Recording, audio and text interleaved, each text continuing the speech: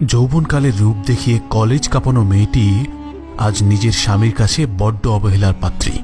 অপি করিম, শখ, স্পর্শিয়া, সারিকা, মোনালিসা, মিথিলা, সালমা, জয়াদের মতো জাতীয় ক্রাশরা নিজেদের সৌন্দর্য দিয়ে তাদের স্বামীর ক্রাশ হয়ে থাকতে পারেনি।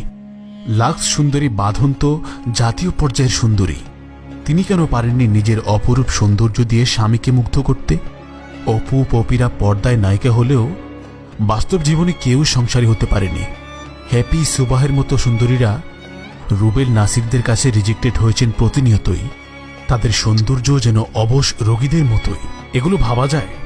পত্রিকায় পাত্র পাত্রী চাই বিজ্ঞাপনে অধিকাংশই আপনি দেখবেন ডিভোর্সি সুন্দরী ও ধনী পাত্রীদের জন্য উপযুক্ত পাত্র চাই। বড়লোকের সুন্দরী মেয়ে ডিভোর্সি হওয়ার কারণ কি?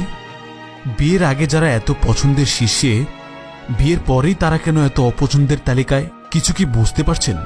প্রকৃত ব্যাপার হলো বাহ্যিক সৌন্দর্যের নয়, ভিতরের সৌন্দর্যের পরিচর্যা করুন, আমূল চর্চা করুন, পর্দা মেনে চলুন। নিজেকে যত বেশি মেলে ধরবেন তত বেশি সস্তা আর লাঞ্ছিত হবেন। ক্রিকেটার নাসিরের ব্যাপারটাই দেখুন না। এর আগে 2018 সালে নাসিরের সাবেক প্রেমিকা হুমায়রা সুবাহের একটি ভিডিও ব্যাপক ভাইরাল হয়েছিল।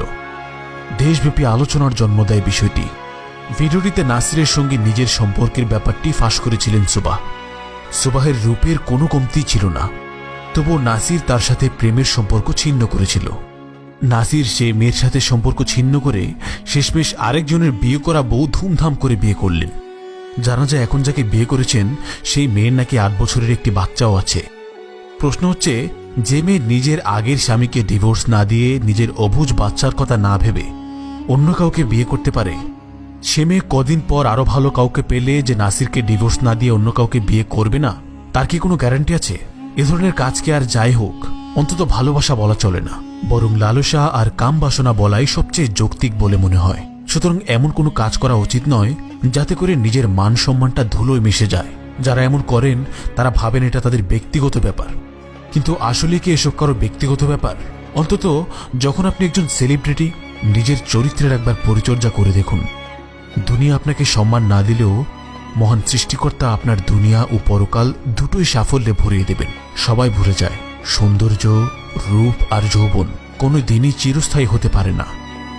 সৌন্দর্য গণহারে বিকিয়ে দেবার চাইতে একজন সৎ মানুষের সাথে সারা জীবন অল্প খেয়ে থাকার মধ্যেও অনেক তৃপ্তি নিহিত থাকে। পৃথিবীতে 750 কোটি মানুষ আছে, আর এত এত মানুষের মধ্যে যে মানুষটা শুধুই আপনার, সেই মানুষটাকে আঁকড়ে ধরে বাঁচুন।